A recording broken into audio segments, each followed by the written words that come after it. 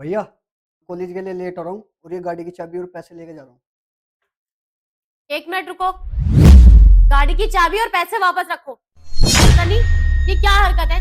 तुम्हारे भाई के अंदर बिल्कुल भी तमीज नहीं है क्या? किसी चीज की परमिशन ही नहीं लेगा क्या ये? अपनी गाड़ी के लिए क्या परमिशन? मैंने भैया को बताया तो मैं गाड़ी लेके जा रहा हूँ। देखो नितिन, मैं तुम्हारे भैया की होने वाली वाइफ हूँ। तो आज के बाद अगर तुम्हें इस घर से कोई भी चीज की जरूरत होगी ना, तो तुम मुझसे परमिशन लोगे। लेकिन आपसे परमिशन क्यों लेनी पड़ेगी? तुम्हें तो पता ही है ना, कुछ दिनों बाद मेरी शादी होने वाली है तुम्हारे भैया से। इसका मतलब इस घर की हर एक चीज मेरी है, उस पर मेरा हक है।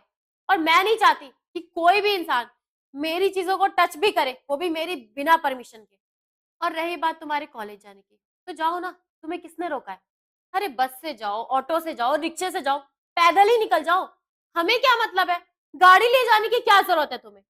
और वैसे भी वो गाड़ी ना हमारे लिए, हमारे कंफर्ट जोन के लिए। और वैसे भी हमें तो अभी क्लब जाना है। हम ऐसे थोड़ी चले जाएंगे, हम तो गाड़ी से ही जाएंगे ना। होने वाली भाभी हो ना, हुई तो नहीं हो।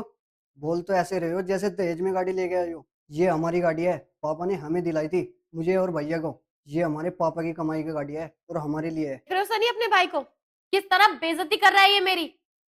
और तुम इससे कुछ बोलते क्यों नहीं हो? या ऐसे ही बेइज्जती करवाओगे? इस घर में आऊंगी मैं शादी करके तुमसे, इस तरह रखोगे तुम मुझे? कोई भी आके मुझे इंसल्ट करे? नितिन, किस तरीके से बात कर रहा है तू छोटे बड़े से बात करने का लिहाज भूल गया है। तुझे पता है ना, वो तेरी होने वाली भाभी है। तो जरा तमीज में रह के बात कर। भैया, बड़ों का लिहाज तो तब करूंगा ना जब बड़े बड़प्पन दिखाएंगे। और भैया, आप भी इनकी बेमतलब की बातों पे साथ दे रही है। भैया, आप देखो ना, ये मेरी पढ़ाई को किस चीज से कंपेयर कर रही है। भैया, अभी तो आपकी शादी भी नहीं हुई इनसे और अभी से इनका ये हाल है। हक जमाने लगी है चीजों पे, कल को तो ये घर बर्बाद कर देगी। भैया, आप बुरा मत मानना, लेकिन आपकी पसंद ना मुझे समझ में नहीं आई। भैया, कैसी लड़की को पसंद किया आपने जिसे पढ़ाई में और क्लबिंग में फर्क ही नहीं पता? देखो भैया, मैं मानता हूँ मैं छोटा हूँ, मुझे ये सब नहीं बोलना चाहिए। लेकिन भैया, आपने ना बहुत गलत लड़की चुनी है अपने लिए। भैया, अगर आपने इस लड़की से शादी कर ली ना, तो ये हमारा घर बर्बाद कर देगी। How dare you! सनी, देख रहे हो ना तुम किस तरह इंसल्ट करे जा रहा है मेरी? अरे मैंने तो अभी इसे कुछ बोला ही नहीं है, तब भी इसकी इतनी जुबान चल रही है। मैं इसे ना इस घर में झेल नहीं पाऊंगी। सनी, मैं सच बोल रही हूँ।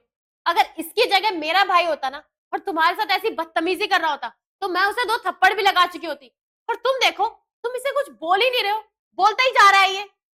देखो सनी, मैंने इसे बहुत बर्दाश्त कर लिया।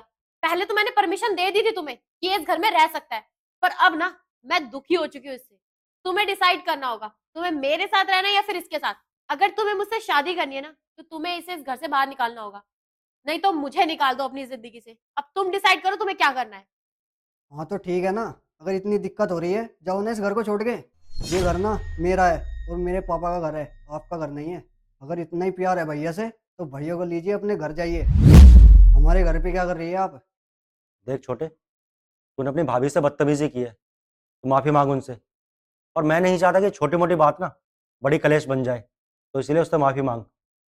और देख, कोई फायदा नहीं है। भाइयों के बीच में लड़ाई होगी, झगड़ा होगा, हमारा ही घर टूटेगा और दो भाई अलग हो जाएंगे। इससे अच्छा है तू माफी मांग ले। मांग माफी। भैया, माफी तो मैं नहीं मांगूंगा, क्योंकि यहाँ पर गलती मेरी नहीं है, गलती भाभी की है। शायद आपके आंखों पर प्यार की पट्टी है, तभी जो यहाँ पर जो चीजें हो रही है वो आपको दिख ही नहीं रही है। और मैं जानता हूँ ये प्यार की पट्टी ना कुछ दिनों बाद ही उतर जाएगी, और तब आपको समझ में आएगा कि आपका छोटा भाई सही था और आपकी ये गर्लफ्रेंड ये गलत थी। और ये जो चीज मेरे साथ हो रही है ना, कल को आपके साथ भी होगी, देखता हूँ तब आप लोग क्या करेंगे। नहीं मांगूंगा माफी। और ये सारा कलेश इस चाबी की वजह से हो रहा है ना। जब देखो इस गाड़ी को लेके घूमती रहती हो मेरे भैया के साथ, इनके पैसे खर्च करवाती रहती हो और खुद तो कुछ करती नहीं हो। ये लो चाबी, चलता हूँ भैया। और शायद कभी इस घर में वापस न लौटूं, और रहना इस घर में अपनी इस बीवी के साथ। नितिन, नितिन मेरी बात सुन। अच्छा हुआ सनी कि वो चला गया। वैसे भी ना वो हमारे रिश्ते में दीवार बन रहा था।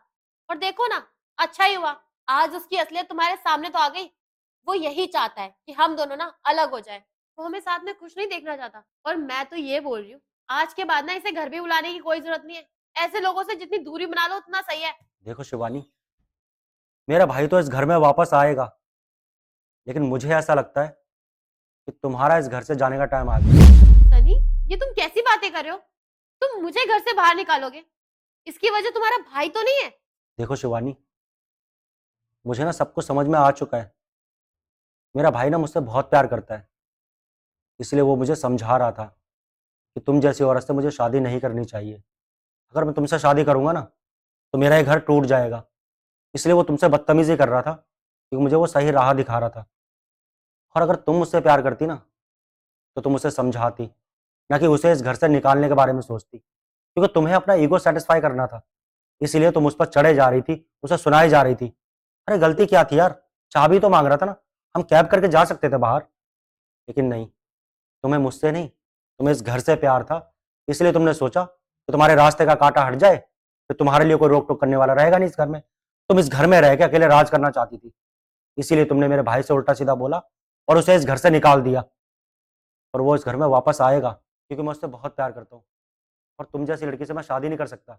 जो लड़की शादी से पहले ही मेरा घर तोड़ने के बारे में सोचे, वो शादी के बाद मेरा घर कैसे चलाएगी? तो मैं तुम जैसी लड़की से कोई शादी नहीं करने वाला। और रही बात मेरी शादी की, मैं अपनी शादी के लिए कोई ऐसी लड़की देखूंगा जो घर बनाने की सोचे, ना कि शादी से पहले ही मेरा घर तोड़ दे। हाँ ठीक है, मैं जा रही हूँ। मुझे भी कोई शौक नहीं तुमसे शादी करने का। जा रही हूँ मैं। और रहो तुम अपने उस बदतमीज भाई के साथ।